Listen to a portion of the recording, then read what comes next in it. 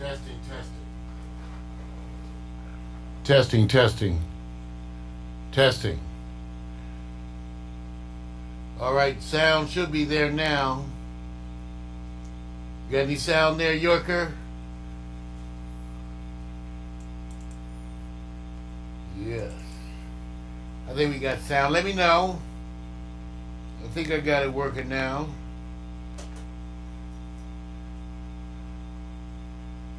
Just verifying.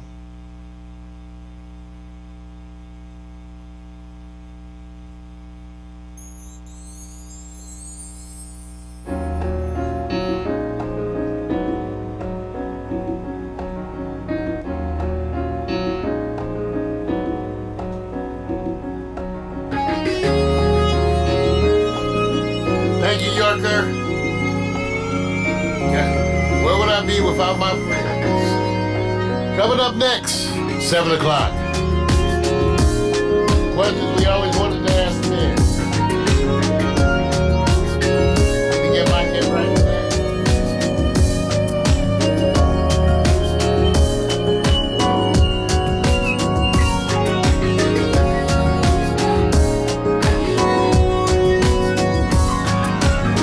Hey baby, won't you slow me right down? Come and sit here next to me. You know there's something I just gotta say.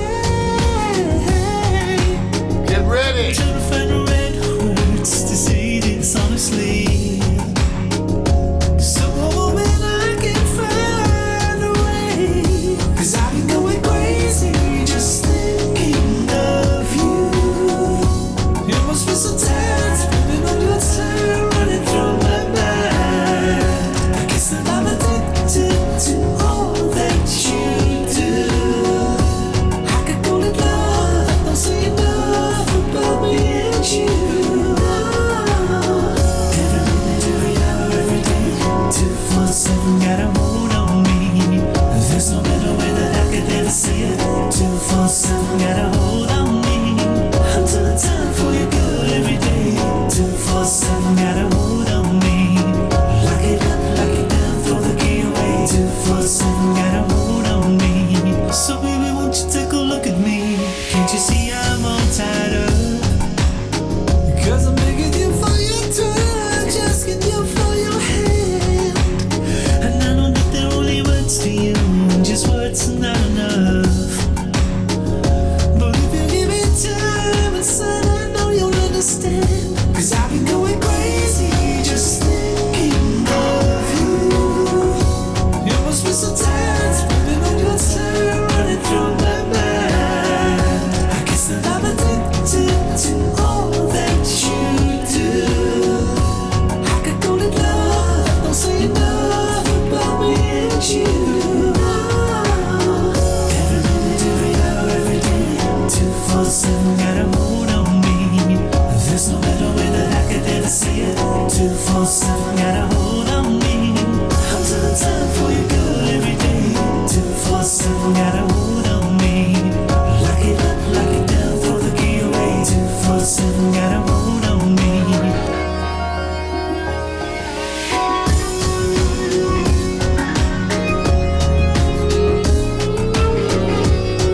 All right, y'all. Coming up next.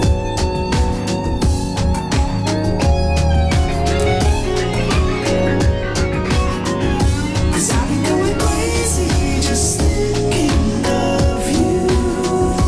You must be so tired spending all your time running through my mind. I guess that I'm addicted to all that you do. I could call it love, don't say enough about me and you. Every minute, every hour, every day, 247 got a hold on me. There's no better way that I could ever say it. 247 got a hold on me. I'm telling time for you good every day. 247 got a hold on me. Lock it up, lock it down, throw the key away. 247 got a hold on Your me. thing trying to get us on Roku. You gotta search Pax Stereo. I'll send you a link. There's no better way that I could ever say it. 247 got a hold on me. I'm telling time for you good every day.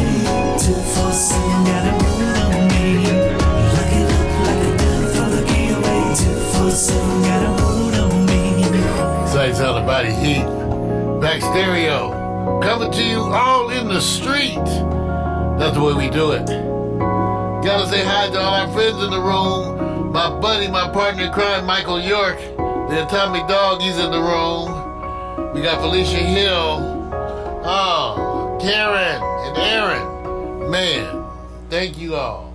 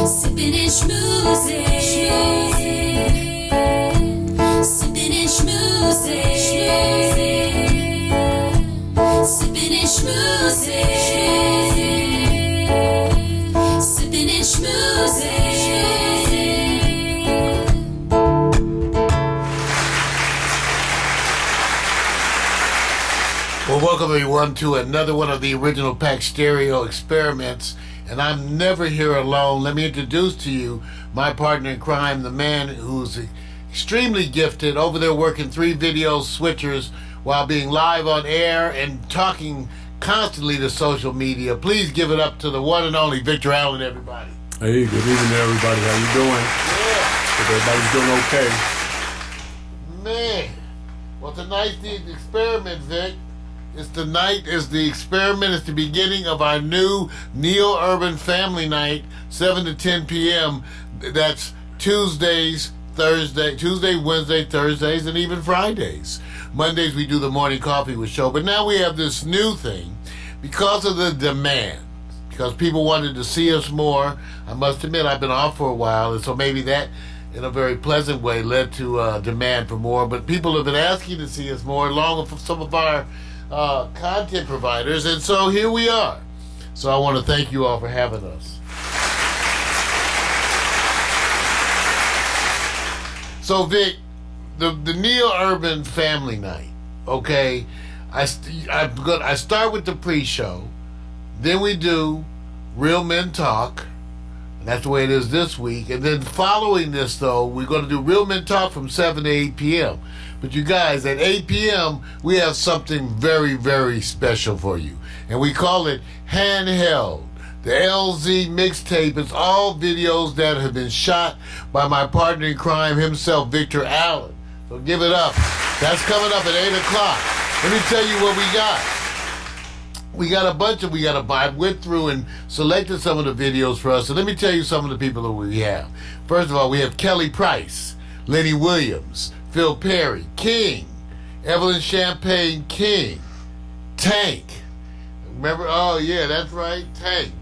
All of them, that's right, all of them. We have Tank, we have Rasan Patterson, Rachelle Farrell, all of whom are part of that special Handheld LZ mixtape that's coming up right after the show tonight. So you get to see some of Victor's handiwork and hear a little bit about the stories that go behind that. So Sounds good, man. So let me tell you about tonight's topic, okay? And for those of you who have comments, please feel free to put them in Facebook. I got both of the Facebook systems up here so we can see.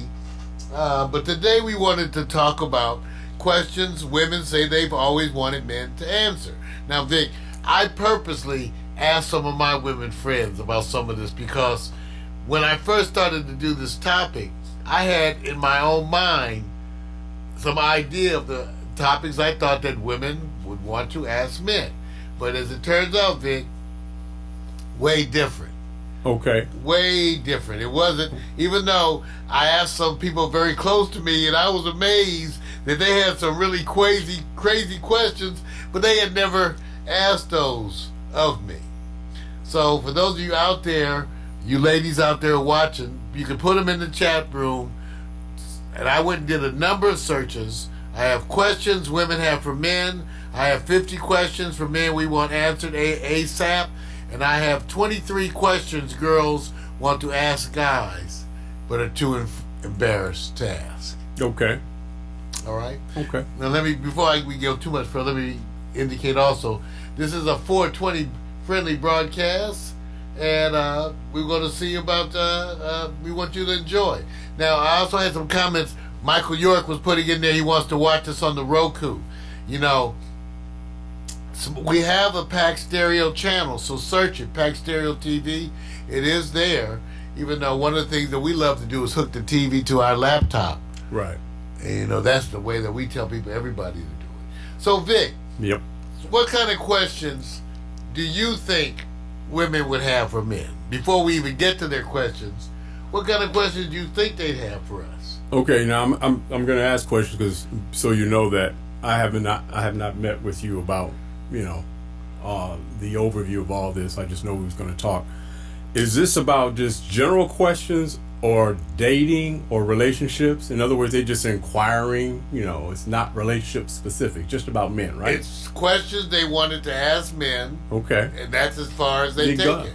Yeah, some of them are relationship based, some of them are not. Okay. I don't get any weird questions. I get questions like, why do men spend so much time with their cars? One. Stuff like, you know, why do men stare at women when they're walking to the bathroom in the club? I get stuff like that. Well, you see, you're laughing, Vic, Right. but those are the kind of questions. That's right. Those are the kind of questions that was in the surveys, you guys. So there was a bunch of questions. I went looking at Vic. It was none of the questions. They were all like crazy questions. Right.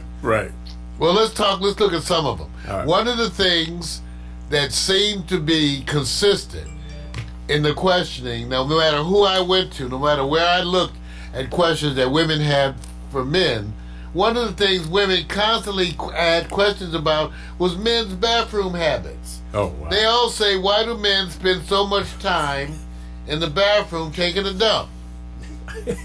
Hey, look. And I was like, I'm not even asking that, man. you know, as a point of, you know, have you heard that, Vic? Have you heard that complaint? No, not that one. Mine is it's not the complaint. It's really, why do men stand outside near the women's restroom and social events, you know, club and stuff like that. Well, we'll get to that. Well, first of all, I'm just saying, I'm not sure that men take so much longer pooping than women, but I have noticed, at least from reading all these things, that women certainly seem to feel that men spend more time pooping, and I'm not so sure if we do. And so I don't know. I know myself, I have been known to take an abnormally long time in the bathroom, maybe because I'm in there smoking and reading and doing everything else. but that's the answer, though. Then there's the answer. There's But the answer. they probably smoking and reading and getting away from you all. But I got a comparison question too.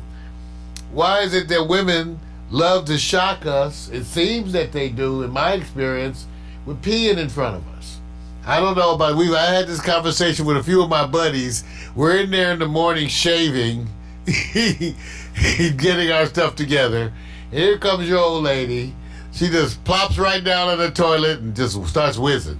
Be interesting to see what answers you got from that, man. Well, you know, over the years I've said, me personally, I tend to pause in my shaving and look over and go like, what the hell?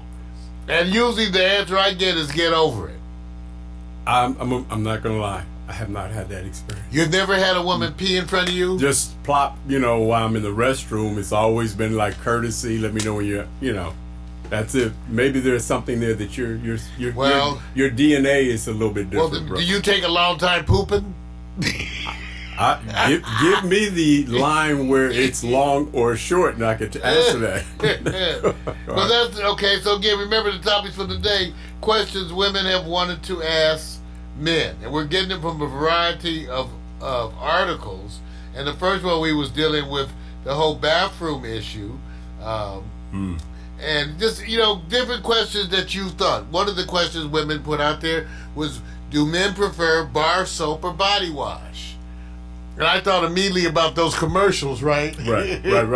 Hey, okay. Well, you know what I think was. Oh, what's yours? What's your preference, man? I'm not a big body wash person. Okay. Maybe I'm old fashioned in a sense, but I tend to like bar soap. But, because I'm in a relationship, my shower is full of body washes. It's just like 5 and 6 body washes in there. Right. Cinnamon and coconut and lavender and so. Yeah, both for me, man. I like the body wash though. I ain't gonna lie to you. Well, are men and women really so different, you all? They're really so different. Well, let's get back to some more of the questions that we have. We're going to run through a bunch of them, Vic, and we're going to try to answer from our mindset, I guess. And even though I got to say, I'm not sure our mindset is totally representative of the brothers out there, but let's go through some more of the questions that are being submitted. Okay? Why ask for my number if you're not going to actually call? Wait a minute. Since I'm not a practitioner of that, I'll leave that up to you to address. Because why even go through? Well, wait a minute. You know what? Let me stop, man. I knew somebody who said I like getting the numbers, but I wasn't planning to call. It was just to see if I can get the numbers. I know a few guys that have done that in the past, but that's not the norm, man. It's a self-esteem thing. Is that what you think it is? Oh, with one, it was definitely self-esteem. They were going, I just want to know, can I get the number? Can you get the number? Can I get the number, man? And I was going, but are you not thinking about this person's really maybe interested? And now all of a sudden you don't care. So, that's how you float. Listen, I know for me personally, usually if I ask for a number, I'm going to call. Absolutely, man. But sometimes you're in situations where you feeling kind of plus minus. What does that mean? Plus minus means you're looking at the girl. Oh, Lord. You think you like her. Oh, man. But you may just need some chicken. You know what? I already knew where this was going. See, sometimes you're looking at the woman and you think you want the woman, and what you really want is to go get some late night food. But so that's really not so much. But we probably have this friend in common that you're talking about, Vic. Mm-hmm. But my thing is that I think some people are getting a number because they're thinking about calling you. Okay. They're not sure. And sometimes in the course of a night, let's just say you hit a club back in the day. I can tell you, especially with Michael York being in the room here, right? Some of my buddies would get out there and get 5 numbers in a night. Well, they're going to call somebody, right? So they're going to call somebody, right? But they may not call you. Right. But they get like 5 numbers. I remember Michael York was the one that we used to talk about. He had the most resilience. My buddy had the most resilience of anyone in the club because he used to say, "Yeah, they cut off my head, but you know what? Boop! I got another one. I got another one." This is the same Michael York. What's up, York? That's trying to find us on Roku right now. So you blasted him right now. I am blasted. Okay. All right. So that's the thing. So maybe they get the long number. Maybe they want to do you. Okay. Well, I got a couple. I can tell you something that happens from the women's point of view when they get asked a number. I know a few that say, "I feel sorry for him, so I gave him my number." How would you feel if somebody was feeling sorry for you and gave you the number because of that? Depends on my age. Now, I don't want to get too vulgar, but we all had some pity pussy in our time, right? Oh, boy, man. That's what we used to call it, right, Vic? Oh, no, wait a minute. We used to call it that. I don't want to be too vulgar. Wait a I may minute. be older, but let's talk like we. No, wait a I'm minute. just saying, back in the day, we brothers, But you- men do but not care. you They will avoid- take some you- pity pussy. You avoided the Okay? question. You avoided the question, man. What was the question? See, that's what I'm saying, What was the man. question? See, I said, how would you feel if somebody, it's a woman you're interested in? And she said, oh, dang, I feel sorry for him. I'm agreeing with it. I'll give him that. I don't care. Okay. I'm glad. Any foot in the door. See, remember the attitude we had in junior high school, early adulthood? But she's not. Take no prisoners. But she's not interested. She's doing it as a feel Well, sorry. you don't know that. All you know, you got a number. No, I'm telling you. I have people I talk. Well, I'm saying when the woman gives you the number, you don't know that. Right. And so you don't know. So you have so- to take it as it is. Right, and so if they don't ever follow up, answer Then it's the just phone. like anybody else Right. who don't ever follow up. See, There that's ain't what no I'm saying. difference. See, they shouldn't be practicing that, man. Shouldn't be doing that. Well, like I said, I'm sure sometimes they think they want to talk to you. See, it's like, from what I've heard, women tell me often they see a guy, they like him, but as he keeps talking, he messes it up. Right. He just messes it up. I've heard that. As he keeps talking, if he could gets just worse. shut up. Yeah, get worse. Yeah, Yeah. you know. Yeah, no, I had somebody actually, they were in their own way complimenting me. I remember being at a festival, and they said, I just didn't want to talk to you because I was afraid that once you start talking, the devil would just flow out of your mouth. They point blank told me that. Didn't know who I was. I mean, they didn't care, just, They don't want you to say, let me screw you first. Man, then that was find it, out man. that you're not what I thought. hey, Well, let me tell you some of the stuff. For example, Warner Williams put in there, everything looks good when you are drunk, but the next morning you realize they are not so good. oh, okay. Well, that's right, because sometimes you wake up and you rather chew your arm off and leave it there rather than Right. pull it from underneath them. He just will chew Okay. off your arm. All right, Warren. Okay. All right. Okay. And now, next question from the ladies.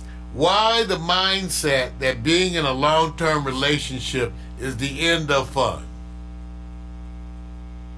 Why is the mindset? You mean, Why do men have a mindset right. that being in a long-term relationship is the end of fun?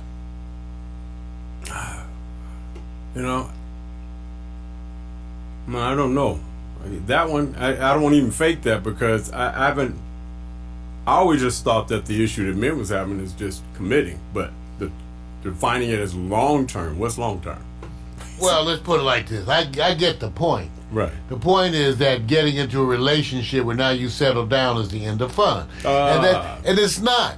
Okay, let me put it to you what happens. And I think a lot of this is hormonal. First of all, we men are subject to the hormonal influences that the Creator did to us. So right around the age of 12 or 13, you lose your damn mind. You're sitting there looking at your geometry teacher like you want to eat her dirty drawers, okay? I mean, that's what happens to men. They lose their mind. Right. So with men, and I think so much of that is hormonal, the idea of marriage, commitment, actually means the loss of other women. See? That's what it means. Right. That's where it comes from. It's Right. not that men don't want to be in a long-term relationship. It's just they don't want to deal with the concept that is the end of new women. Okay? And remember, this is an adult talk conversation. And you know what they used to say? What's better than good pussy? New good pussy. That's what we used to say. It wasn't that long ago we were talking like this. That's the way we used to talk. You know? In the beginning, they said, what's better than good pussy? New good pussy. So men, unfortunately, a lot of men, and I think probably most, tend to look upon marriage, long-term commitment, in terms of the fact that they're giving up their right to other women. You know, all right, you're giving up your right. Now, I hear other things coming from the crowd. One of the comments that was coming in was that some folks were saying, well, women stopped doing all the things that captivated you in the beginning. Now, is that just women or is that men too? I mean, you know what? I can't say. I know I only had one occasion where I asked somebody that before. I said, it seems like all the thrill, all the, hey, you're just being like out of the box. And all of a sudden, once we were together, I said, well, how come you don't dress like you used to? I mean, I continued what I was doing, you know, always trying to stay sharp, doing the thing. But she told me point blank, said, "Oh, once I got you, I could relax." Well, that's what I was told now. Well, there you. Yeah. Well, let me give you one of the ones that happened to me. I had the same thing with one of my exes who claimed that, you know, in the beginning of the relationship, you were so sure. You wanted everything. You were so sure about the relationship now. Yeah. And I was like, because now I ain't sure. See, after I interacted with your ass, all the sureness went away. Now I ain't sure. See, that's what happened. But you're talking about I couldn't when say it like that. I'm saying in the beginning I was so sure I wanted you. Then once I got you, I was like, oh shit. You know, my hands are full. I don't know if I even can deal with this. But see, you're talking about questioning. Wonder if you're going, and it's the other side of the pendulum. I mean, you're saying, oh man, it's wonderful. Then you're cool, right? You're staying the same way you are when you came at her. Yeah. It's different when somebody you go and you feel positive about it, and all of a sudden they relax. Oh, well, there you go. Well, I'm just saying, exactly. Whether they relax or you relax. Right. And if you really have the mindset that you're going to do what Vic just said, like once you get the person, you're going to like relax, you're going to probably lose that person. You're probably going to lose them. Would you say the word that everybody's kind of looking for is the fun gone? Now, this is for men and women. When you go like, I got numbers, but when I settle down, is it more fun or is it less fun? If you had to put the fun word in it, do you find it more fun because you're a bachelor, you're doing your thing, women are bachelorettes? But then when you settle down, if you find somebody who's really exciting, is it even more fun, or are you going, nah, nothing like what I was when I was single? What is it? The question is the word fun. See, one thing about getting older and being in committed relationships is that they offer things that are rewarding in different ways. See, when you're younger, the rewards are more sexual. That's specific because you're younger. As you get older, the rewards are not so sexual, and now you need to rely on your interaction, your intimacy, and those kinds of things. So it has changed, okay? So, and that happens with men. Men change. And for the women who are out there, you might even want to testify or reflect on the men, how men have changed on you from the way they were in their 20s, their 30s, their 40s, some of you up there in their 50s and 60s. I can tell you one thing. Women in their 30s were the most difficult for me of any age. Women in their 30s was extremely difficult for me. Everybody wanted to get married, and they wanted to get married, period. Right. But my thing was I wanted someone who wants to marry me, but, you know, in their 30s, which now I understand because of that internal clock. But, you know, they wanted to get married. But in the 30s, okay, so let's deal with that, okay? So, sex is a big thing. Let's talk about it, and we're going to see how honest we're willing to be here. I may not be willing, as I'm looking at some of these questions, I may not be willing to be so honest. But okay, and Victor, first of all, I ask you these questions. Is there such a thing as being too slutty? That's a question from a woman. Yeah. I mean, you have some people who are conservative, and so you may think you just being average is, I'm not really outside the box, but there's ultra conservatism. And so they may think, well, what you're doing is a little bit, So to me, it all depends on your partner and how they interpret what you're doing. Well, let me take this and be real. Back in the day, see, we had all kind of weird social customs. Now, they changed with the young folks today. Like back in my day, we had the 3-date rule.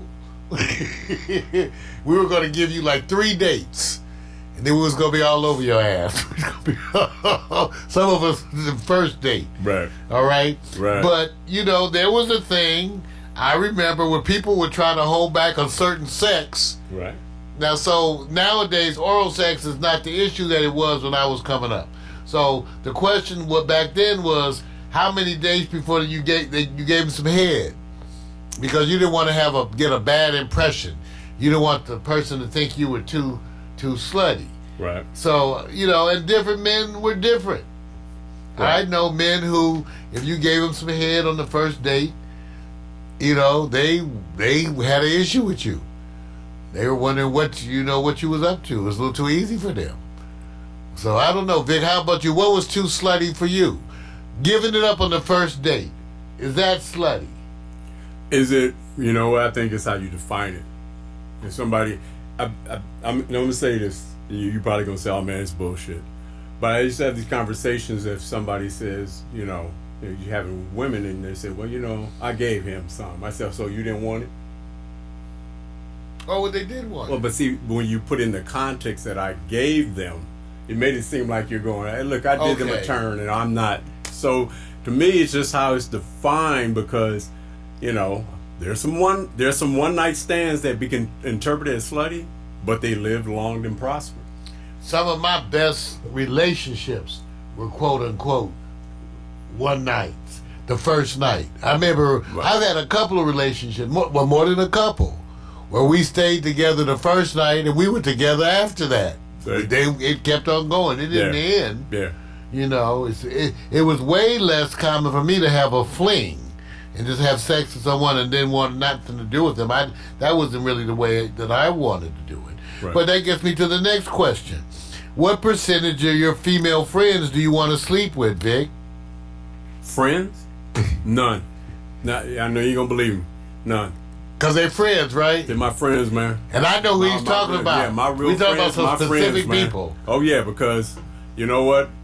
I don't define it by, you know, oh, man, I can't get you, so I'm going to make you my friend. No, they're friends out the gate, and it had nothing to do with the attraction. So, nah, man, Well, that's me, too, because usually when you're a woman and my friend, I don't want to sleep with you. You know? Now that doesn't mean a majority of men, because on the other side of the coin, some of my friends are going, all these guys I thought was my friends, they all want to hit. So we're in the minority, man. Well, how about this next question? Why do you always seem to be drawn to women who are dramatic? I think I'm being punished. I'm being punished, man. I'm being punished. How long is this show? No, I'm just kidding, man. No. You know, crazy looks good when you're young. No. We all have, Vic, you had some crazy ones, too. I will testify, but I'm not going to mention no name. Vic had some crazy ones. Crazy and fine. Yeah. And you know what? Here's the difference. When you're younger, dude, you're not stopping to dwell. You're moving. It's as you mature, man, then you're thinking, you're maturing, and so you pay attention to it. Whereas when you're younger, man, you're just going on, you're moving. It's not that you're not considerate, you're not as serious, but I don't think a lot of people want to admit they had some crazy or out of the box. I have. And it's just, you know. Man, we like it when you're young. Now, when you get old, it's different. Yeah. You get older, you start looking at them going like, I had crazy ass like yours. I ain't doing this no more. Now, wait a minute. See, when you're young, you think crazy is sexy. Now, wait a minute. I also had an episode where they could call me crazy. How about you? Oh, I bet. Y'all just see, man? Okay, I had an episode where they could call me crazy. Hey, man. It went like that. I didn't have my Kellogg's that morning. Let's move on. I see you gonna stay quiet on that one, aren't you? See, you want some water, bro? The crazies all around these questions. You know that, right? Okay. Okay. Hypothetically speaking, do you remember what I was wearing when we first met? Who does that? Do you remember what girls are wearing? Yeah, I do. Vic, you do when you first met them? Yeah. Okay, here we wrong. I'm wrong, you guys, because I don't remember shit about what you had on. Vic says he remembers what you wore. Haven't you had that one you was going, oh my God, and you don't remember? No, I don't remember. Okay. But I have had someone came out. You know, you have those girls who, when you go to pick them up for the date, and they open the door and the date changes. Have you ever done that? I've done that. You go to pick them up, ring the doorbell, they open the door, and the date changes right there. But it's a different date. What made it change, though? Because you looking at them in that outfit, you going like, Well, okay. You just pushing back in the house. Now, let me do this. Was it too revealing or just too boring? No, it wasn't. It was not too anything. It was wonderful. There you go. So, you know, okay. That's- So, all right. Victor, so you got a different count. Victor Allen says he remembers what you're wearing when you first meet. I don't remember. Yeah. I don't remember any of that. Yeah, I do. Okay, how about this one? How often do you guys look at porn when your girlfriend isn't home? Every day. Every day you look at porn. Yeah, Every day looks at porn all the time. And they're not going to admit it. They're not gonna admit it, but every Right. man looks at porn. Oh, let me ask you something. Old men, young Let me- men, Asian, Jewish, black, Mexican, every man. Let me ask you something, Martin. Now, before social media, whole thing, was it kind of a bragging right if you were in your apartment or your place and you had Playboy magazine spread across the table like around with your Jet, Ebony, and Essence? That's right. So was that bragging? That's right. You wanted to be hip. You wanted to be. So is that porn? Well, to some people. To some people, I right? don't know if I call Playboy porn, But not I'm by just- what I'm looking at. If you want to see what I'm looking at, I know. See, one thing good about porn, you want to know what they searching. That's what you want to know. When you search, when you're watching porn, what are you putting in there? Amateur anal. Man. B&D. What are you searching? Right. What are you searching? That's what they're. But let's everybody's looking face it, for. ladies, men watch porn. Porn. Yes, they do. Okay, I was talking with some of my colleagues one day, and I was so shocked they was all out there with it. You know, these are some conservative doctors, right? Male? All men, male. They're like, we all watch porn. Yeah. My wife, we watch porn. Leave us alone. Okay, all right. All right, so that's the thing about porn. So we watching some porn. You probably want to see what your man's watching because you may want to try to do some of that stuff, even if it looks a little uncomfortable. No comment on that one, man. Leave that one alone. You know, it just hurts a little bit in the beginning, but you get used to it. Okay. Now, here's the next question, Vic. Seriously, isn't watching 6 straight hours of football a bit too much?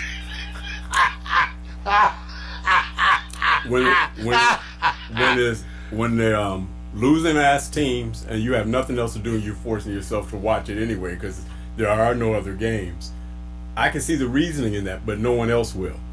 But I don't even count the hours when I'm watching football. I'm not gonna lie. You watch a bunch of sports, Vic. Yeah, I know I have there's a to. bunch of Sundays Vic is I have watching to. at least. Because, you know, they have football starts like around 10 or 11 in the morning. Sometimes it goes to like 8 o'clock at night. Yeah, and there's more coming. So, yeah. Now, look, everybody has a gangster of hours in something they do. I can't wait to figure out what questions are where women spend more time at, whether it's sports or not, that they put hours in. I got some questions. Why you need so many goddamn candles? See, my girl got candles. She got so many candles. Oh, I she finally said- got her a candle shelf. And just say, here, put all the candles over here. Right. Just put all of them. Right. You know, because you got like 16 candles. Candles everywhere. She's setting the mood, you know that, right? I'm just saying. It's, Setting the mood, man. everybody got their... All right. Now, how about this one? What makes you think we want to go see movies with guns, bombs, and explosions if you would not go see romantic comedies with us? First of all, who goes out to see romantic comedies anyway? I'll watch a romantic comedy with you, but don't it have to be on Netflix or something? Or Amazon? I ain't going out to a movie to see a romantic... I'm not going to a theater to see The Notebook. Okay? Forget that. You know what? If a guy's taking you to see romantic comedies, it's early in your relationship and he's trying to get laid. Okay? Betcha. All right? So the truth is, we often like different kind of movies. I don't mind watching romantic comedies. I like romantic comedies, Vic. I just don't want to go out to watch them. Like to a theater to see, like, I don't know. Now, you're talking about when you already have a relationship, but if you're dating... I'm just reading it's the different. question. Right. So, I'll say this. When men are dating and getting to know, they are like sponges because they have a directive. Now, not all of them think the same. You know, some are going, hey, I want this to work out, long last. And the next one is thinking right after the movie, where are we going, what we going to do. So I'm going to say this. Oh, that was true. I'm gonna say See, this. back then the movie you took them to had a lot to do with what you want to do Let me after. say this. Is there, I would like to have this question looked at maybe for another show. Is there a correlation to going to see an erotic movie that really is good and quality, and will that stimulate the woman that's with you And will she be more kinder, gentler after the movie? All I'm saying is, like, back in the day going to see Prince, and you're going with a date or with women, it is a correlation to the music that's played and what women were talking about. As opposed to if you're going to a gunfight movie or whatever, she ain't talking about, did you see how big that gun is or whatever. So I see a correlation now. I'm just going to say this. When you were younger, you would go to that movie because you were hoping. That's right. You were hoping. Remember, we lost our mind at 12. Right. And we don't get it back till Right. we're almost 50. And look, when I say younger, I'm not talking that long ago. You still do it at the right time, right place, and if it's necessary, you would.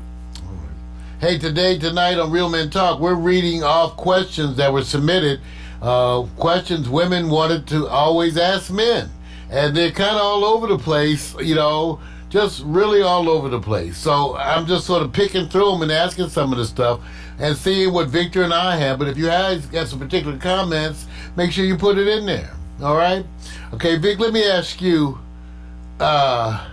if you see, because some of these, they're hard to say, because here's like one. What is the one thing you wish girls did in bed that they never do? See, I didn't have an answer for that because the one thing I wish women would do, they kind of always do, is sleep in a wet spot. That's what we want you to do. We'll sleep in a wet spot. That'll keep you. Somebody's got to sleep in a wet spot. You know what? Okay. All right. So that's what I'm saying. I don't have an answer. I'm not going to make up one because I haven't hit on that where I say, oh, I wish they do this. I haven't had that experience like that, So I'm gonna leave that one on you, man. Now here's one that I don't know how to answer this one. One of the females wrote in, "What are you guys really thinking about during sex?" Like we're all thinking about the same thing. Right. We're thinking about that football that you mentioned. No, I'm just kidding. No, I'm not. No, Vic. That's kind of a strange question.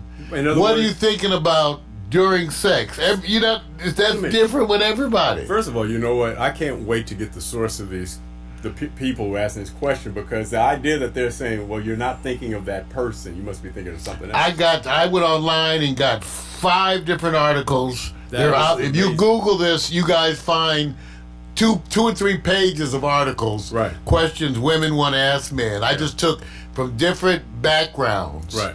And to see, like some that appeared younger and then some that appeared older, some from feminists and other things. So it was all over the place. Yeah. So what are you really thinking about during sex? Thinking about them. Exactly, me too. I mean, I like I said, not thinking. Yeah, if that question already seems to be positioned as somebody had some bad experiences, man. Yeah, not thinking. Yeah. Okay? Yeah. All right. Let's go on to this next one. Okay.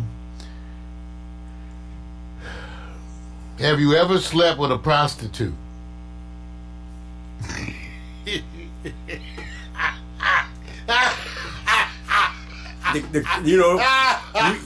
You need to know if it happened and you didn't know they were a prostitute. Now, that's right. You may not know they're a prostitute. I may not know, but if you're asking me, did I go out and try to sleep with a prostitute knowingly? No. No, me neither. But let me tell you what happened. I had a couple of things that I did that were near. Okay, so one, years ago when I was in my 30s, I dated a girl briefly, like 2 dates. And later on, come to find out, she was working as a call girl on the down low. Okay. So I called her up and told her I wanted some services. And she said, well, I don't remember ever telling you I did that. And I said, well, you didn't tell me. Can I get some services? Because I already knew her. Right. So I paid her and had her come over and do striptease in front of the fireplace and the whole bit. But I already knew her. Okay? So I don't know if that is quite the same. I don't have that situation where I qualify them as a prostitute, but you know of this. We are hosting a bachelor party for our boy Doug, rest in peace. And the dancer, knocks on the door with their guard. And I open the door, and it's a woman I used to date. Oh, I remember that. So you remember that? Yeah, I remember that. While everybody that was one of our buddies' bachelor party. Bachelor party. And one of Vic's exes showed up with Mixed girl showed up as the stripper. Right. And somebody asked me, how come you not? I went on upstairs and got on the computer and I said, okay, what do you want me to do? I mean, it's already in the past, you know. 2, I've seen more than maybe what you guys may see, and if you do see more, I don't want to be around it to see it, so I'm gonna go chill upstairs and I just chill while everybody enjoy themselves. Questions women always wanted to ask men, and they're getting racier. Got these from online, you guys. This is not me. I felt like my questions didn't even mean nothing after I read these questions. Okay, so Vic, yeah. Do you really like the way? This is what the girl wants to know. Do you really like the way we taste down there? That's what they do. That's like one of the. It's one of the questions. It's one of the questions. Do you like? Now I don't know. Smell and taste. Smells like fish. Tastes like chicken. Okay, wait a minute. But you know, depends. Hygiene is important. Well, it's erotic, and long as it's hygienically in place, absolutely. Now, so long as the condition is always, well, no matter what it is, then you got some problems. Listen. So I'm just saying, yeah. I tell everybody, you can do a bunch of oral stuff if you just bathe first. So just take your partner, get in the bath with them, scrub it and wash it yourself. Use your fingernails, get all in it, scrape and wash everything really good. All right. And then you can do whatever you want. So you're giving instructions I'm on just hygiene. saying, if you're worried about stuff smelling, and because you know some people, them nuts be humming, I'm sure. You know. How did you get to humming. that from? I'm just saying she wants to know how people taste, and then the other people want to know how they smell. I'm just saying hygiene. Hygiene. It's not a greeting. Hygiene. It's not a greeting. Wash it up so we can beat it up. You know. All right. These are questions we're reading now from women have always wanted to ask men. We're the men, so we're answering these questions. So here's the next question, Vic. Do you have a hard time if a woman is more successful than you financially? Absolutely not. I'm not even hesitating because in my career, in my employment career, I've had to be around entrepreneurs, and a lot of them were black women specifically, and I cheered them on, man, because they're well-rounded, successful, and if you're around them, the chances are you are going to run into somebody who's going to, what you going to do, go like this. Here's somebody that really likes you, or they're interested, and you go like this. Oh, you know, I don't know if I can deal with you. My check is a little lower than yours. Please, you got to be. Man, I love women more successful than me. I like it when you have a better car, better house, and better weed. You can just have all of that. Just bring it all. Better house, better car, better weed. We can go to your house, ride in your car, and smoke your smoke. But there are some uncomfortable men, power men who go, I have to have the power over, because they want to Sorry control. for you. So there's some men like Sorry for you. Now let me just make this statement too, because I always want to state this because people talk about male feminists. It's not so much I'm a male feminist. It's just that I have women that I respect as friends and in my family. So I know women that I care for and respect. So because of that, I want to treat them a certain way. I'm also a pediatrician, and that means I was trained to a large degree by women professors, because pediatrics is a specialty that traditionally had women. I trained at LA County, and some of my female professors, these babes were some bad babes, okay? They were bad. Outrun you, outwork you, outdo it. They do everything, okay? So I'm used to women outperforming me in areas, and it doesn't bother me at all. Okay? It doesn't bother me at all. So we want you. Come on. Make more money. I'm loving it. Just sleep in a wet spot. Oh. All right. Now, some of the questions that we've been getting here online, this is all about questions women want to always ask men, and some of them are getting kind of weird. Like, Vic, there seems to be a predominance of questions also in the area about butt.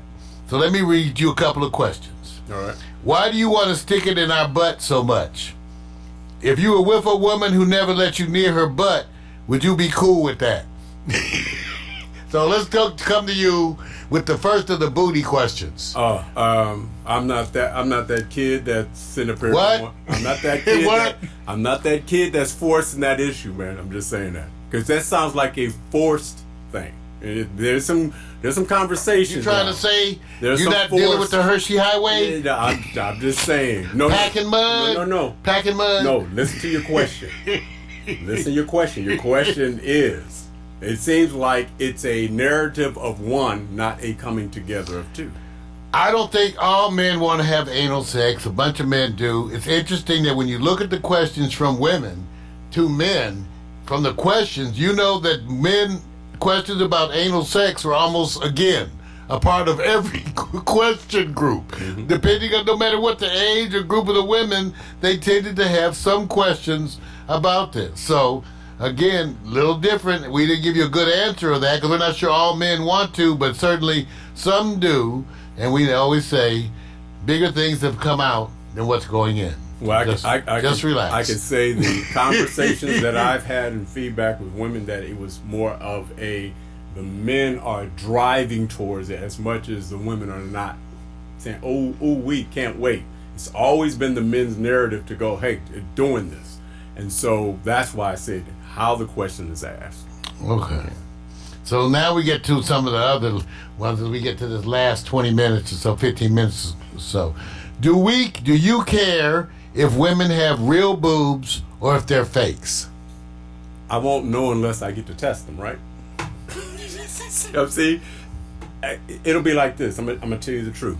Because one of our mutual friends asked me if I thought she should get them. No, listen here. You know what I'm talking about. Yeah, I'm gonna say this. I remember back when a lot of guys were having a rough time, with going like, the old school guys go, real hair or not your hair, until one day a woman said, yeah, it's real hair. I bought it. That shut that down real quick. Got used to it. We're all used to it. It's a fabric now. So all I'm doing right now, Mario, is saying this. If it's health concern is my concern because of hearing the disasters from surgery. So if they decide to do it, it's on them, But I prefer make sure it's a healthy choice. Okay, so now, when it comes to me, see, I'm a fan of the B cup. Now, when people say now, because I tend to attract women with large breasts, but my personal preference are women who with small breasts. In fact, you could put 2 nipples on a board for me. Right. Okay, I don't really mind small-breasted women at all. But I will say this: I also don't really mind implants. In fact, I want someone to dash in my car. I was like, you can just ride down the street. Let's say. What? You just ride down the street, rubbing on some implants. Just, ooh. So, So you don't mind if they look like they're torpedoes made of steel? No, you didn't say that. See, you didn't say torpedoes made of steel. See, you didn't say that. I just said, it was just, do you mind fake? I know, man. You didn't say torpedoes made of steel. It's okay, man. All right, here's the next question. What do you think about when you're going down on us? Okay, I would love to know who's at. These are, ma'am, you want to see the article? No. I would love to see the face this is and the person. What do you think? This is unbelievable. You know what I think of? You know what I think of? I think of submarines. Like, auga, dive, auga. That's what I think of when I'm giving head. Auga. And then I also think about, could you let go of my ears? Just let go of my ears. You get done, your ears like, you going out and you go outside, everybody sees your ears like this. Like, man, what you been doing? Your ears are... Let me say this. I wish the question was prefaced with, well, this is what I think about when I'm giving head. Then ask that question. Because that's the whole point of it, is going like, okay, you're not giving us any, you're just asking the question. I know, Mar, I'm just saying I wish I had that information. So that's kind of weird to me. What do you think I'm thinking about? Donuts? I know. I think about donuts. Crossword. Some people say, I think about jelly donuts.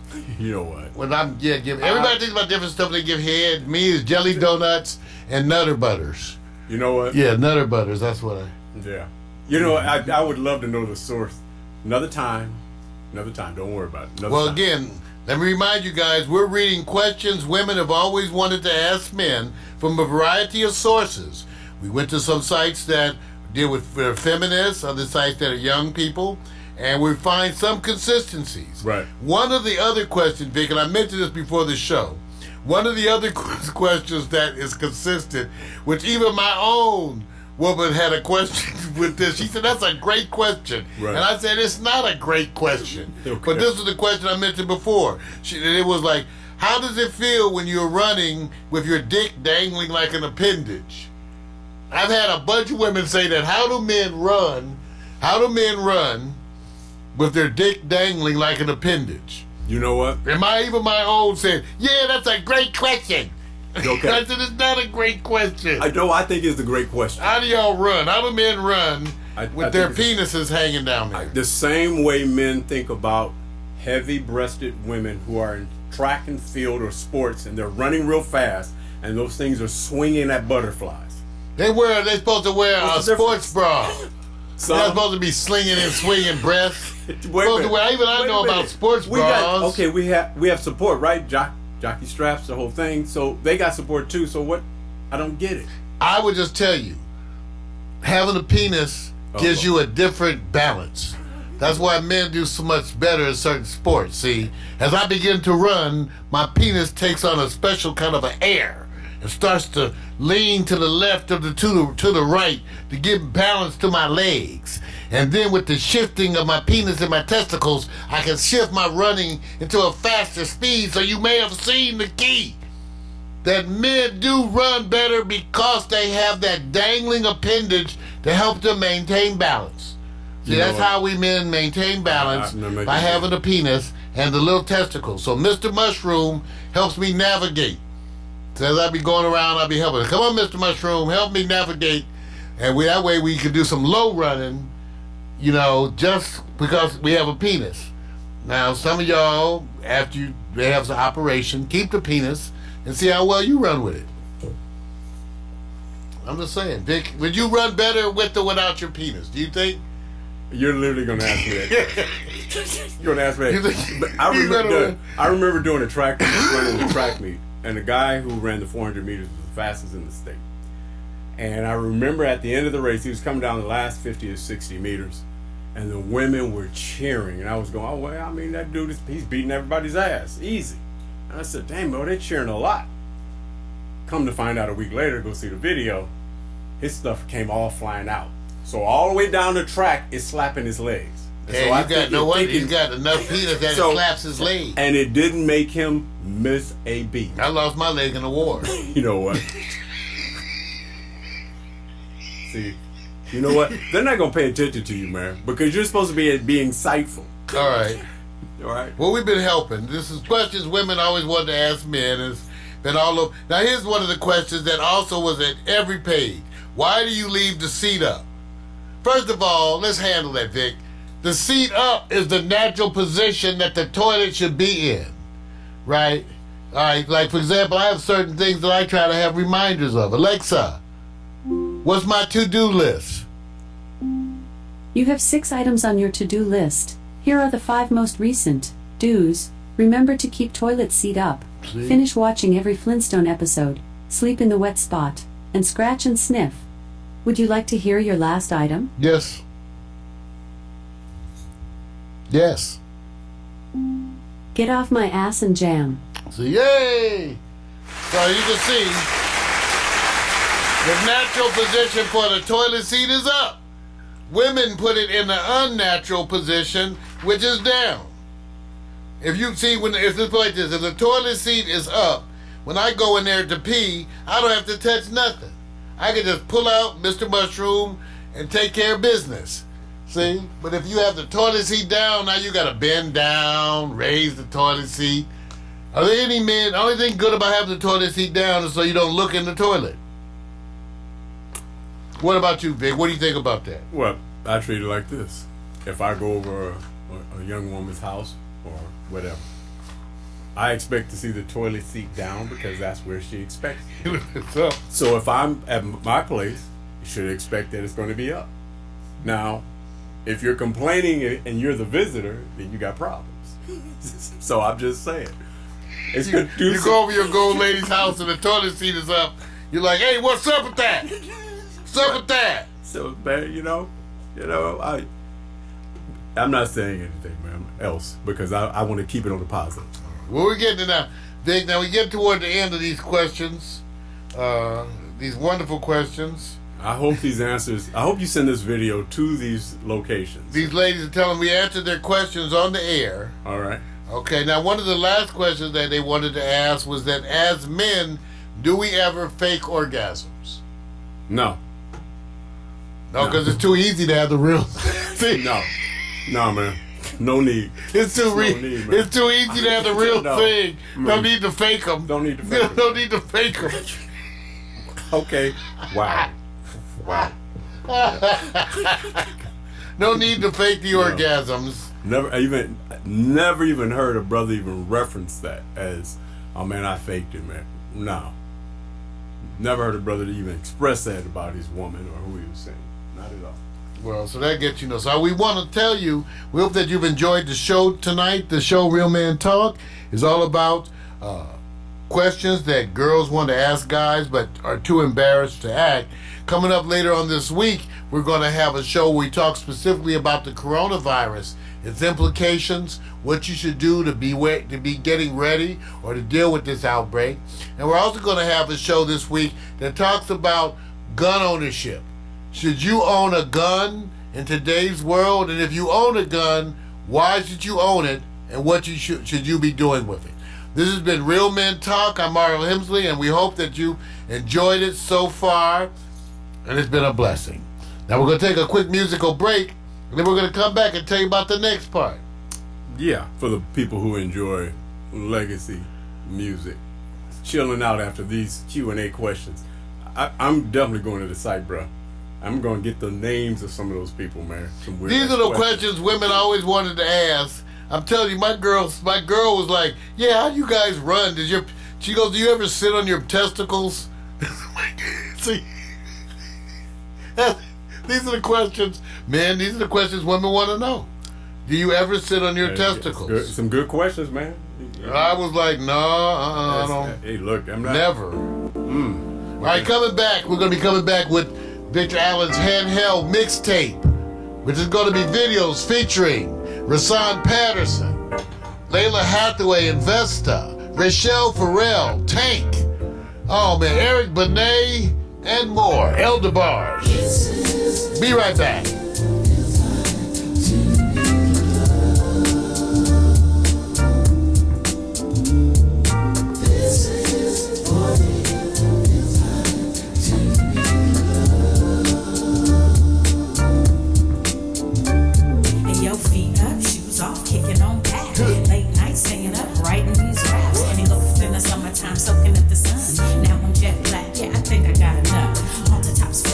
Liking so soft, small braids, Kool-Aid, melanin in the shade. Cute boys, first jobs, divas being stopped. Telephone, internet, computer, barbecues, pool parties, overnight stays. Little drinking, little kissing, playing these games. Boys trying to back him, then the next day bragging, but you didn't want to kiss him cause he had that dragon. Laughing till you pee, hoping homies don't see. Cut a little grass with some gas money. Chilling at the malls, getting sticky with the paws. You did it for the rush like a rebel with no cause. Rebel with no cause, rebel with no cause. You want attention, so you're looking for applause. See, we were fizzle laws, didn't have a clause. It was the summertime to us, it had no flaws. Rebel with no cause, rebel with no cause. You want attention, so you're looking for applause. See, we were fizzle laws, didn't have a clause. It was the summertime to had no flaws. This is what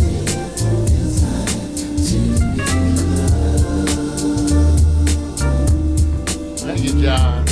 this is what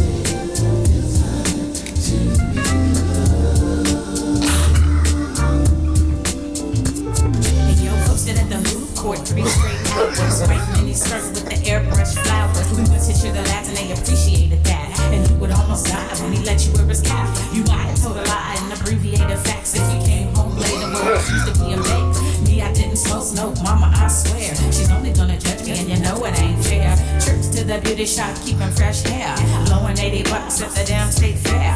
Beach body surfing with the abs looking perfect. Hitting all the clubs, getting love on the concerts. From ice cream cones to the Starbucks songs to your new best friend to your breakup song. They all play out like your favorite days. We love the summertime and it ain't gonna change. Rapping with no cause, rapping with no cause. You want attention, so you looking for applause. See, we were kids that laws didn't have a clause. It was the summertime to us, it had no flaws. Rapping with no cause, rapping with no cause. You want attention, so you looking for applause. See, we were kids that laws didn't have a clause. It was the summertime till it had no flaws. This is what it feels like to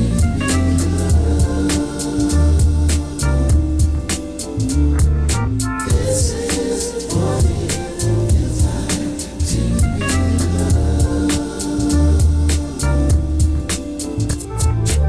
This is what it feels like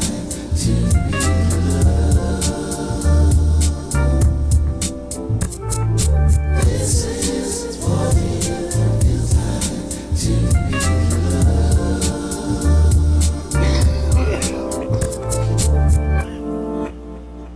All right, Neo Urban Family Night, and the first part of the night was Real Men Talk. Tonight the subject was questions women always wanted to ask men. We went to a number of sites on the internet from various backgrounds, feminist sites, young folks sites, dating sites, all around, different types of sites, and got their questions that they always wanted to ask men. And I had to admit, it was crazy and funny. What can I say? So now we get ready for the part 2 of the show. At 8 o'clock comes Handheld, Victor Allen's LZ mixtape. Get ready.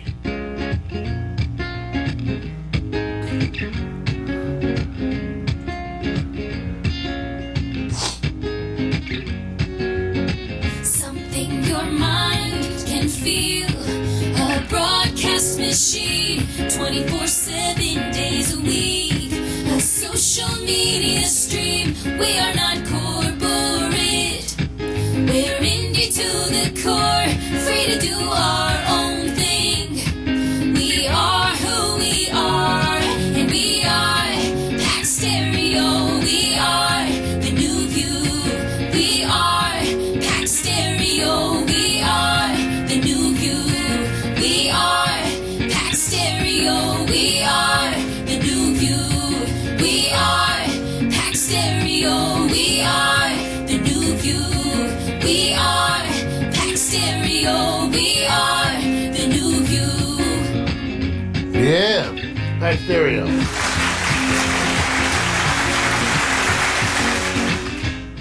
Yeah, all right. What can I say? Now it's time for Handheld, Victor Allen's LZ mixtape. This is a very important part of the show and one that I just really was looking forward to. I told Vic, because he did the work. I was busy doing other things, and Vic was the one who was available to get out and do it. So Vic, the LZ mixtape, that's all your work. Tell us a little bit about that. Oh, where do I begin? It was a time when social media was just, even before all the phone apps, a lot of artists are performing. They're all trying to do new releases, and legacy artists, not top billing artists as we're, know for currently today. And the whole thing is this social media, get as much as you can out there, it helps you, with existing projects.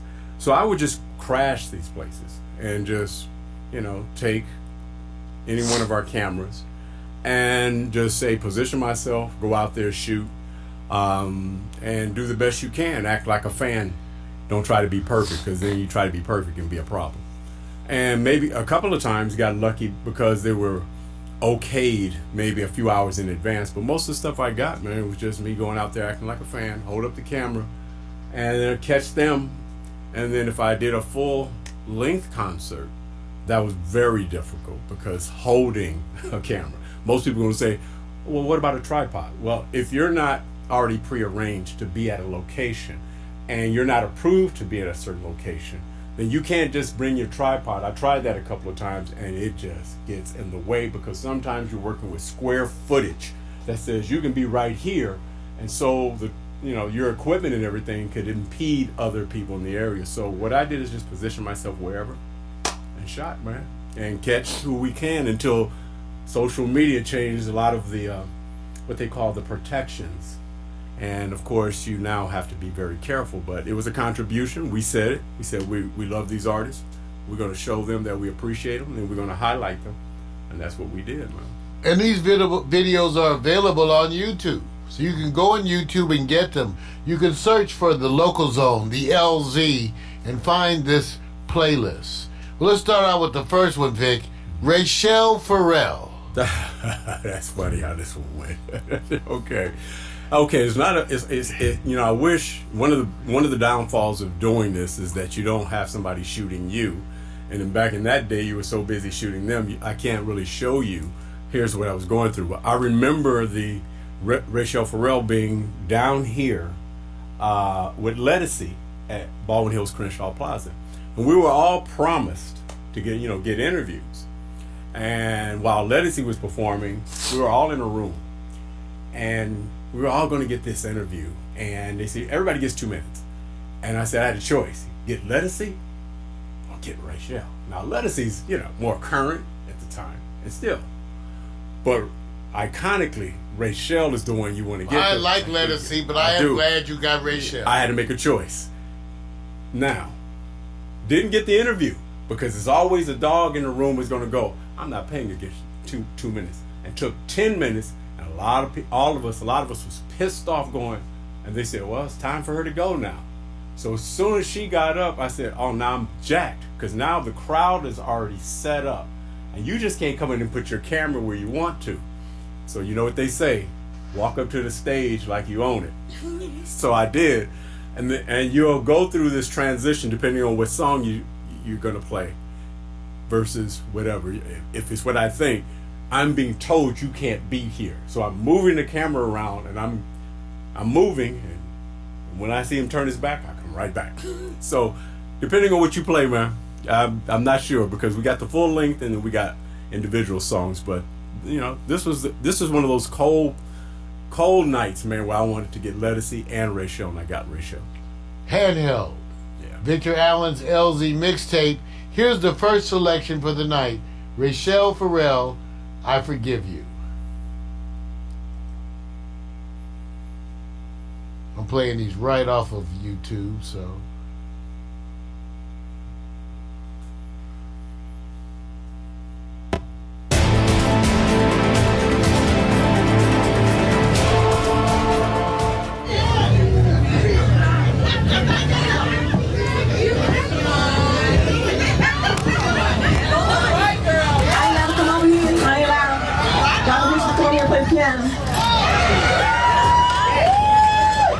I'd just like to say thank you to KJLH, each and every person there, everyone in the staff, on air personalities, to those who clean the bathrooms. Thank you. Thank you for your support, your love, your loyalty, your dedication. Thank you for playing my music 10 years later. Thank you. And I'm so pleased to say that I am in the studio now recording my new CD. Finally. 10 years, life tried to stop me all. It took me a moment, but I'm finally back. I'm back in the studio, and I'm so grateful. Thank you for your support, your love, helping us to keep real music alive. Thank you. It ain't got to be splashed all over the TV. You all come out and support and keep us alive. You keep us happening. Thank you for your nourishment. Thank you.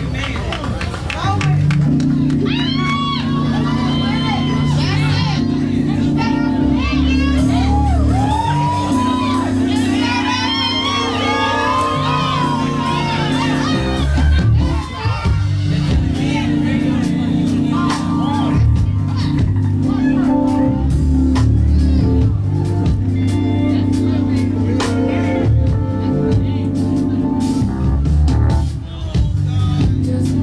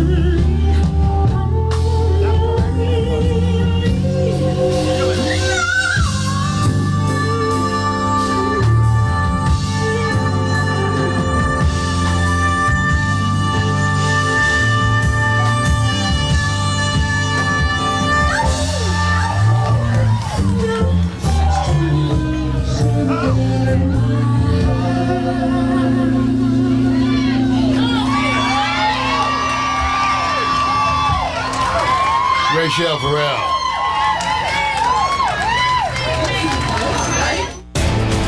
All right, Victor Allen.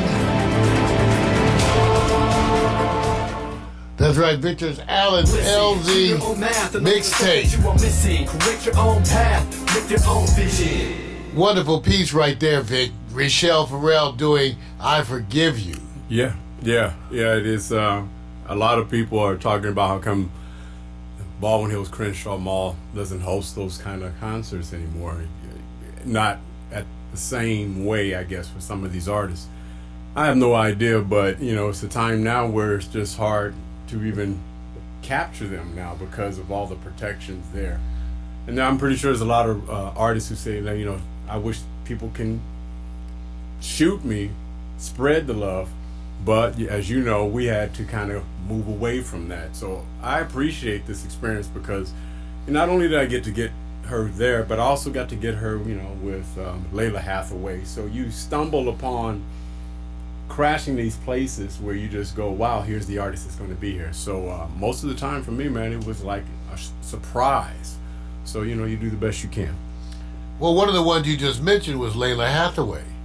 And you did a whole thing with Layla Hathaway down there at the Baldwin Hills Crenshaw Plaza, including capturing her doing a version of I'm Coming Back with Vesta. People don't realize that we know Gary Taylor, right, who wrote I'm Coming Back, originally did it for Vesta, and then Layla did it. Yeah. Here's Layla Hathaway and the late great Vesta performing I'm Coming Back.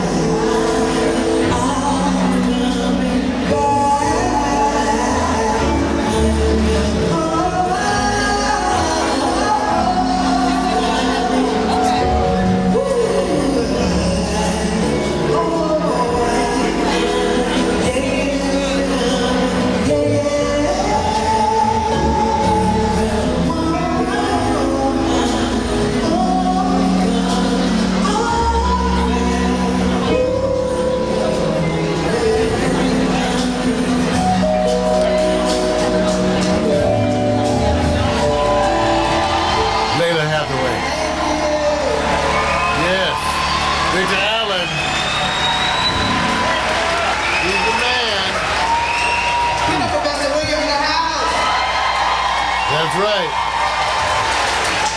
Yeah, man. Good times. Man.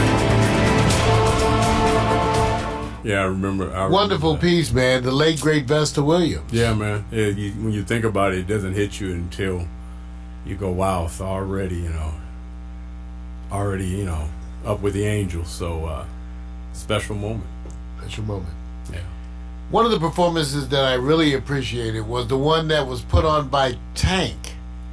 It was back when he was also involved with the TGT Right. thing, but he was doing a solo appearance at the Baldwin Hills Crenshaw Plaza Vic. Yeah. Tell us about this performance of Tank. We're about to play One Man. Yeah. This was, and I always say sometimes they'll tell you an artist is going to be there, but they didn't tell you he's going to perform. So I literally thought, well, the ladies love this guy, and they love his, a couple of songs they're crazy about. I said, oh man, he's just going to come on the stage and smile, and then somebody else is going to be performing. So I didn't really set up in the right position. I was taken for granted, I said, oh no, man, yeah, he ain't going to perform. And kind of shockingly, he did. And so I think it's a daytime performance, and I remember I could only angle towards the sun. I could not have my back to it. So if I remember, there may be some glare here, but I had nowhere else to go because the women dominated this place where you just had no space. That's what I remember. So I hope you guys enjoy the song. They don't care about me anyway. Here's Tank. One Man live at the Baldwin Hills Crenshaw Plaza. Listen, do your own math and learn from the stuff that you are missing. Create your own path with your own vision. Now that was the full concert.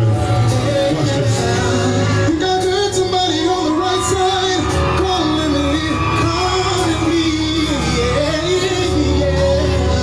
Anybody on the right side, you calling me, oh, yeah. Calling you, to you. Can I come right here with you? Right here? To you. Y'all playing too. I know what it is. Watch this. You got somebody in the middle calling me. Anybody off in the middle got an emergency? Yeah, come in.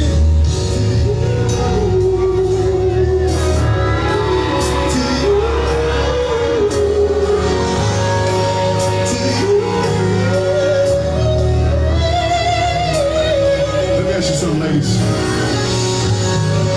How many ladies out there looking for just one good man? One good man. Somebody who can cook the food, maybe wash the clothes, and beat that thing up all night long. Girl, I'm only one man. Get that one finger up in there like this, doing what I can. Oh, to give you everything you need to be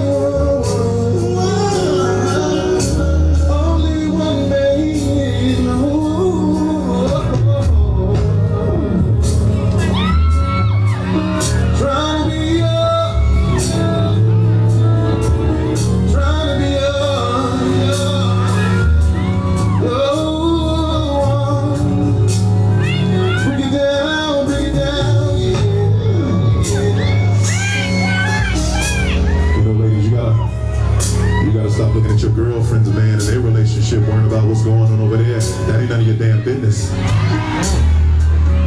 Your man might can't afford to get your hair done, but he can buy the weave, and that's a start. We gotta start somewhere. Yeah, I know it's a Civic, but it's getting hot outside. You better hop your hot ass in.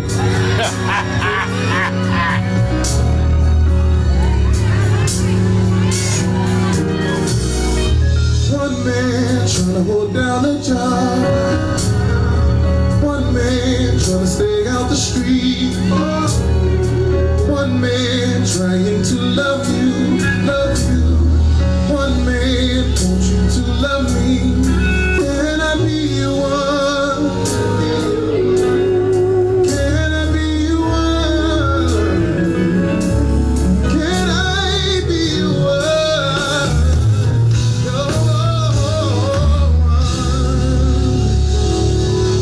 Thank you, LA. Tank. One Man Live. Bone Hill Stretch-Off Plaza. Wow, Vic. Yeah. Tank. Yeah, I figured, maybe it would have got a surprise and the other two amigos would have walked out. Thought it would have been a little bit of shock surprise. Didn't happen. But it's cool because, BHCP is kind of for smooth music most of the time, older artists.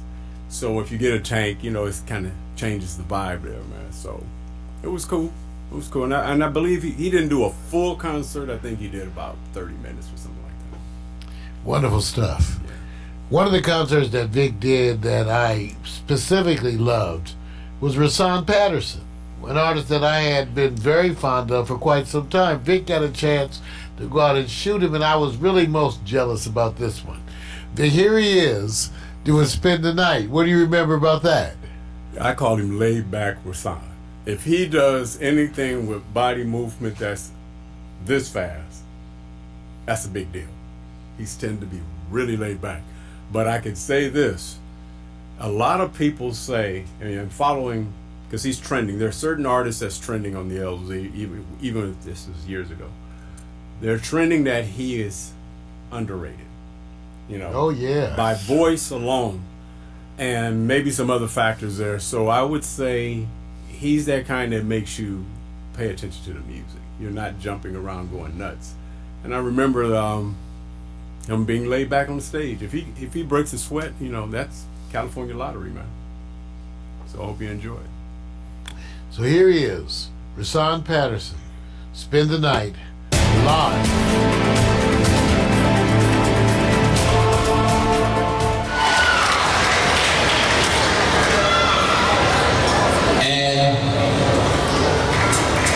We're gonna do this song right now.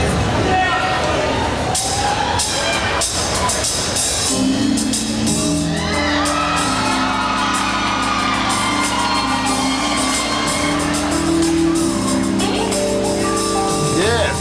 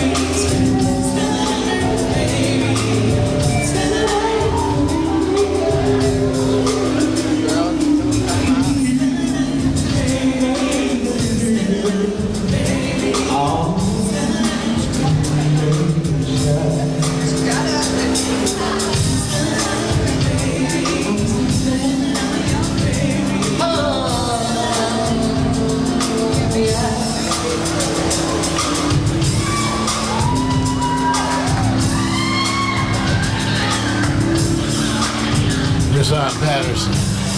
Spend the night.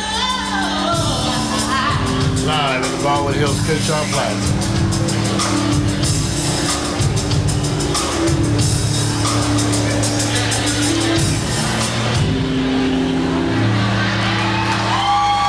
Yeah.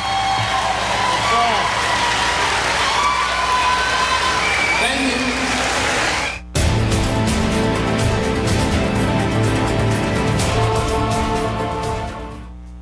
Wow.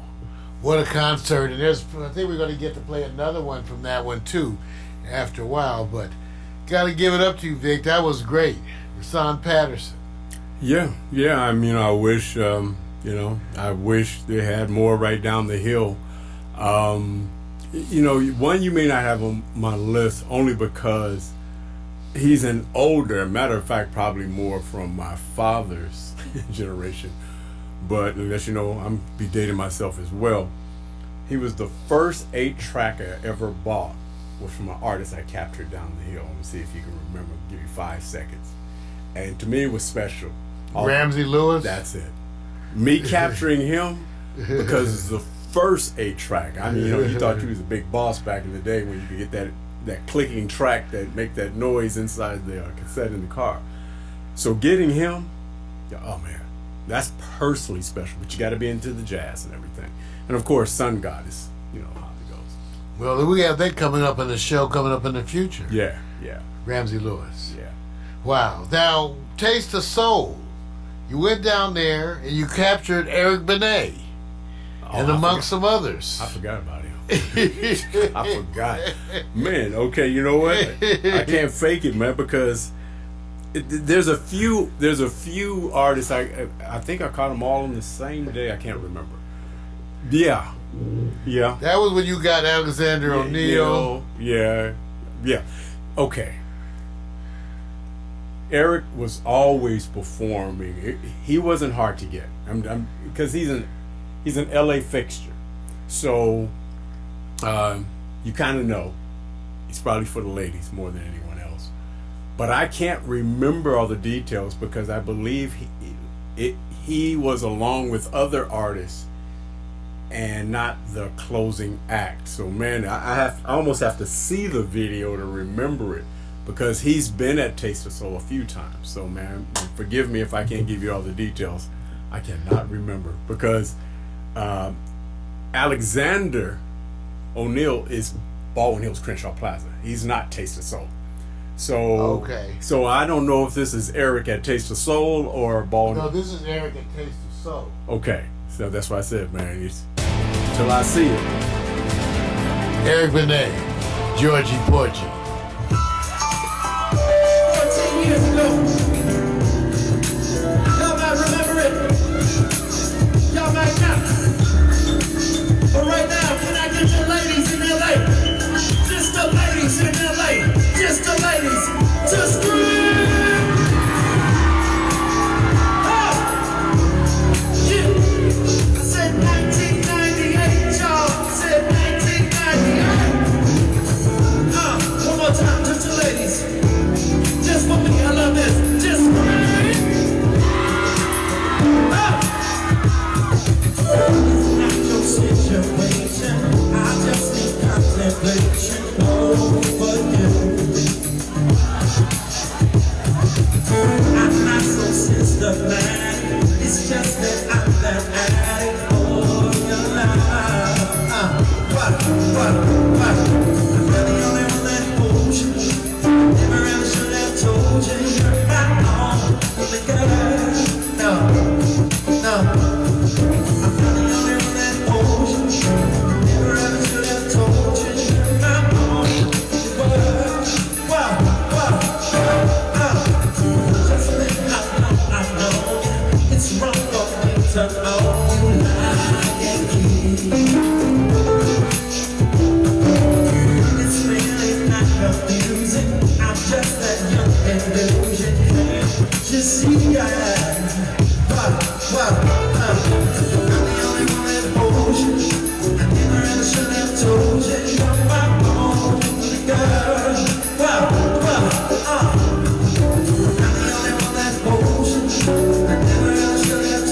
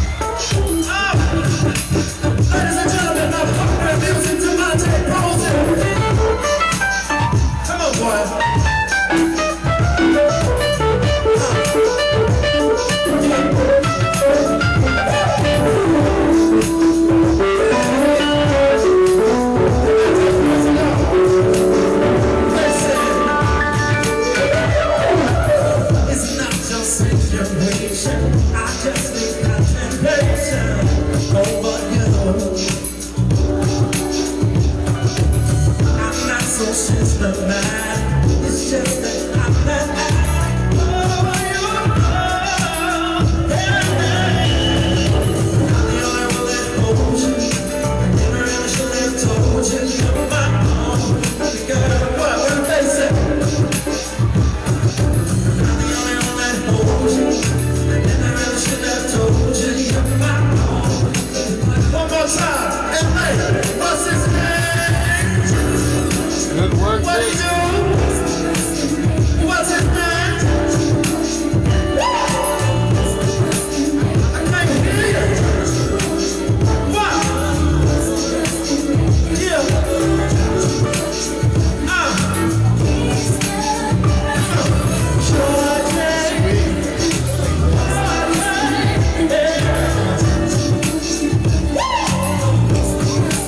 What's his name? Hey! KJLH, Andre Russell, I love you. November 6th, y'all gonna vote? November 6th, are y'all gonna vote? I didn't hear everybody. I said November 6th. Let me hear you scream like you're crazy. If you wanna vote, you wanna vote. God bless you. I love you, LA.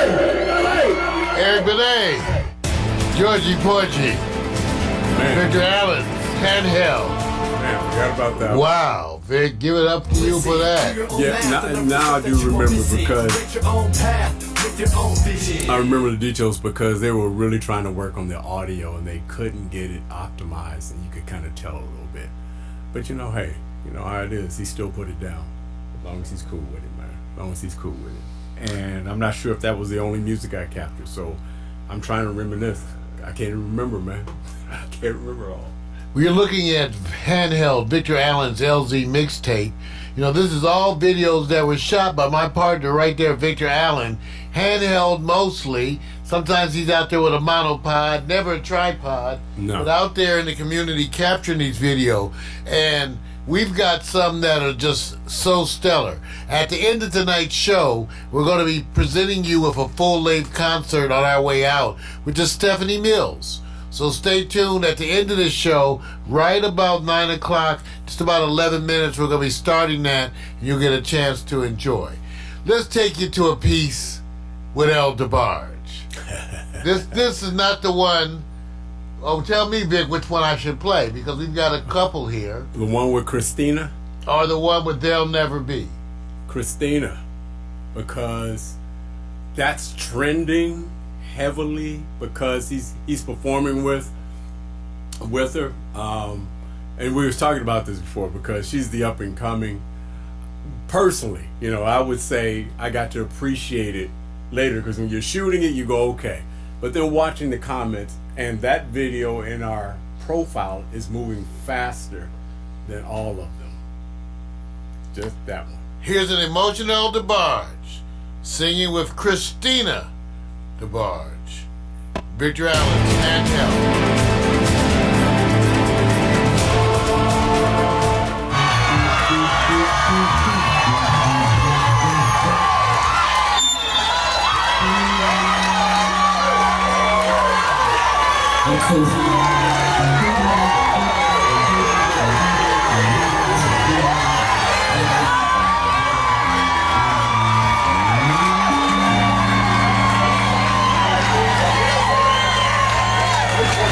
I got my little niece here with me, Christina DeBarge. Can I just have her sing this last song with me? I know the gentlemen are gonna love this. This is my brother James' daughter. I think y'all, what you wanna do, baby? You wanna do something real simple? Break it down. Shh. Into the morning light. Forget about the worries on your mind. You can leave them all behind. Do it there.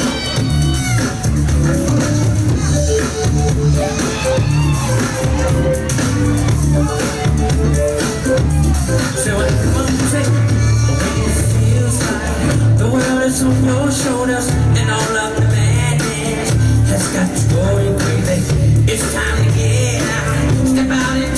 the streets where all of the action is right there. I know a place. I know a place. It's all night away underneath the electric sky. Just come with me and we can shake the blues right away. You'll be doing fine with the everybody sing with me. Feel the beat of the rhythm of the night. Come on, forget about the worries on your mind. You better feel the beat of the rhythm of the night. Oh, the rhythm of the night. Oh, yeah, yeah. Woo. And it goes like this. What you doing, niece? I don't know what you doing in front of all these gentlemen out here. What? Say, come join the fun. This ain't no time to be staying home. Ooh, there's too much going on. Think about it. Tonight's gonna be a night like you never know.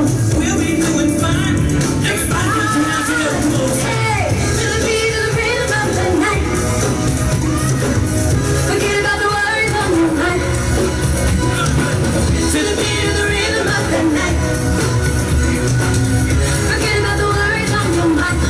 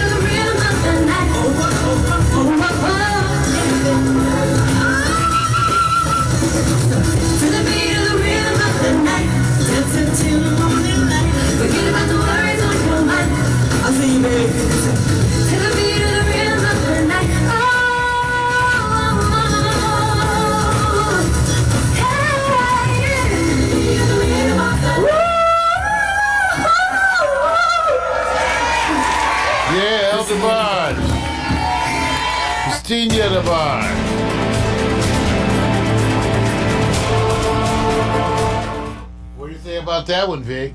Yeah, I remember now. Man, I remember this whole thing because, you know, people were going nuts over Stevie, behind the stage, backstage and stuff like that. And so I think this particular performance was slow getting started. That's what I remember. Because I think, if I'm correct, I think Johnny Gill was hanging back there, Stevie Wonder. And so people were kind of waiting. And I think, if I'm correct, remember Milan Phillips? Yes. I think she was down there with me, and we were shooting something. I was shooting something in the hair salon for her. I was actually doing both. I was going to shoot, remember I went to shoot this little thing that she was in partnership with, shooting the hair salon, then rush over to the stage and then capture some of the artists. I think this is all together. That if I'm close, if not a year apart, but all of that was taking place. So that's what I remember from it, man. But I know they're talking a lot as it relates to this particular video because of the energy. And Elle already has that history, that long history, that comes along with it. So a lot of conversation. Well, I want to thank you for tuning in so far. This has been Handheld Victor Allen's LZ mixtape featuring videos that Victor shot all around Los Angeles, which we now have available for you at YouTube. And we're going to be celebrating these all week long. More stuff coming on tomorrow and Thursday night, so that we hope that you've enjoyed it. Yes. As we end up the show tonight, we're going to be rounding out with a live concert by none other than Stephanie Mills, Vic. Yeah. Yeah. Any details? Do anyone care? I would say this. This was the most difficult concert I had to shoot out of all of them because I couldn't get within 100 feet or close to 200 feet within the stage. So anything that I got from this, I was lucky, because just Stephanie Mills, iconic. But she's teaching a lot of people that at her mature young age, she still brings it. Take a listen. We'll take a little musical break with some Creative Commons music. Remember, all free music all the time, and I'll get that ready for you. Coming up next, live in concert, Stephanie Mills.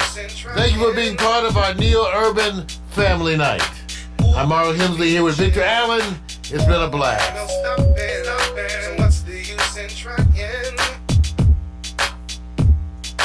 Ooh, give me chills.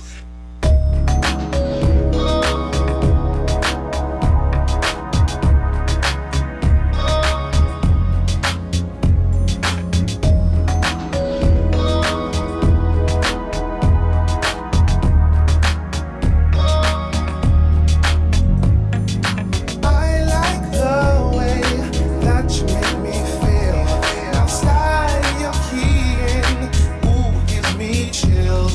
And with your engine, my thighs, it's a power rush, a burning rush. You make me wanna fly, oh, in and out of this traffic jam, dangerous and without a plan. Fill me up, boy, and let me ride. Crazy love, it's a crazy love. Feel the wind blowing through my hair. So alive, boy, and I'm so scared. Never knew love could move so fast. Crazy love, it's a crazy love. Oh, it on, boy, take me through the night. Yes. It ain't no stopping. So what's the use in trying? Destination, baby, all I know is that you and me were meant to be. Never let me go. Out of this traffic jam, dangerous and without a plan. Fill me up, boy, and let me ride. Crazy love, it's a crazy love. It's crazy going through my hair. So alive, boy, and I'm so scared. Never knew love could move so fast. Crazy love, it's a crazy love. I'm stopping, what's the use in trying? Crazy love, ooh, give me chills. I'm stopping, what's the use in trying? Crazy love, ooh, give me chills. I never thought that love makes you crazy. I never thought that love makes you high. I only hope that love is forever. I only hope that love never dies. Out of this traffic jam, dangerous and without a plan. Fill me up, boy, and let me ride. Crazy love, it's a crazy love. Feel the wind blowing through my hair. So alive, boy, and I'm so scared. Never knew love could move so fast. Never let me go. Out of this traffic jam, dangerous and without a plan. Fill me up, boy, and let me ride. Crazy love, it's a crazy love. It's crazy going through my hair. So alive, boy, and I'm so scared. Never knew love could move so fast. Crazy love, it's a crazy love. Crazy love. What's the use in trying? Crazy love. Neo-urban family night. Every night. Tune in at 7 o'clock. Get you ready. I like the way that you make me feel. Sights out the body heat. Yeah, all free music all the time. Loving it.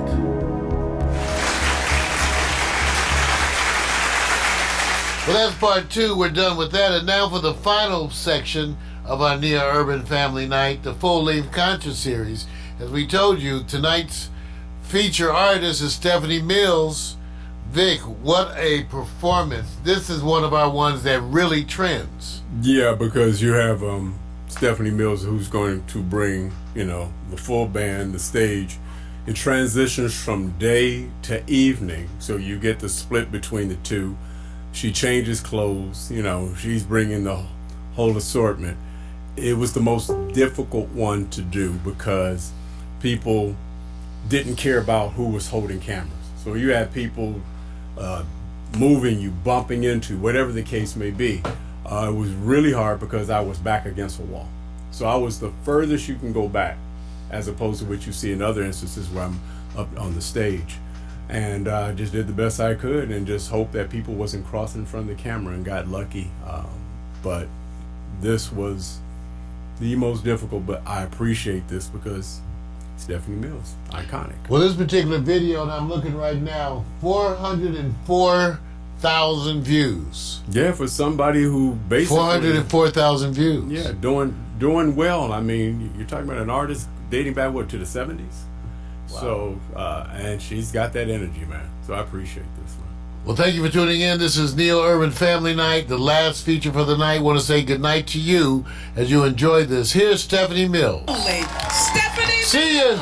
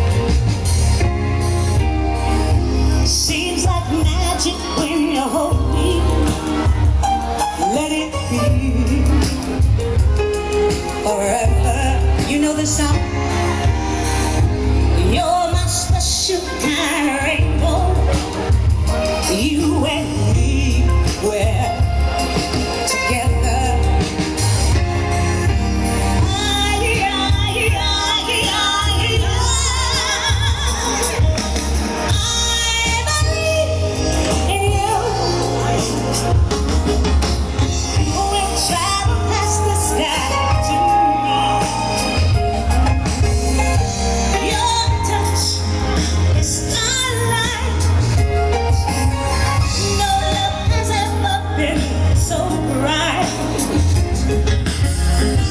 Too hot in the starlight.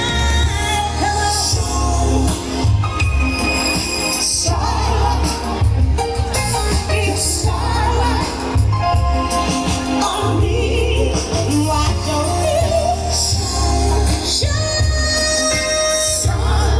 Starlight, yes, starlight on me. Why don't you shine? Starlight, yes, starlight on me. Why don't you shine? Starlight, yes, starlight on me. Why don't you shine? Starlight, yes, starlight on me.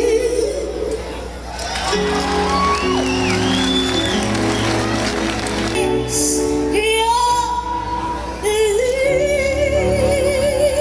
lips. You always walk away. Please come to me. I'll be tender, Jessie.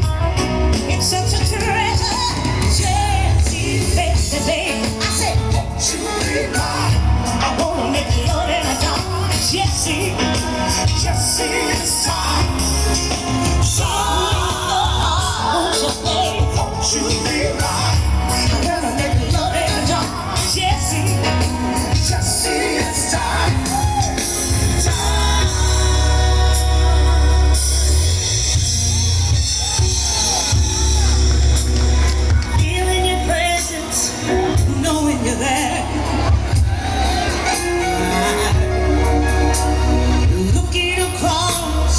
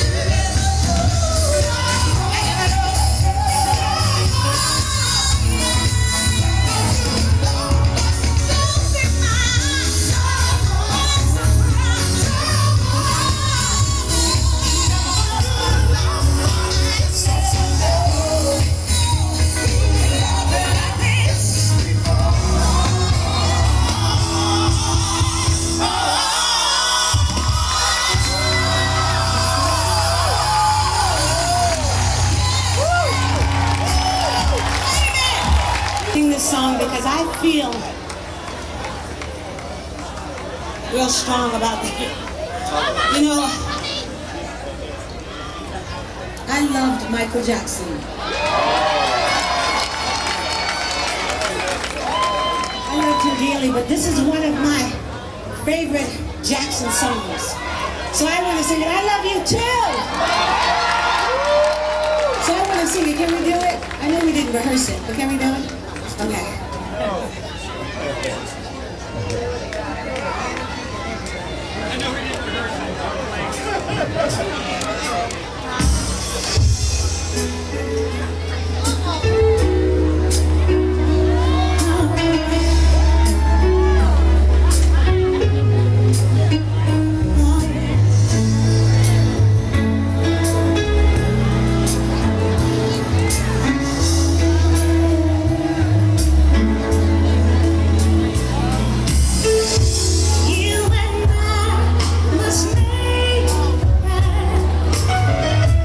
We must bring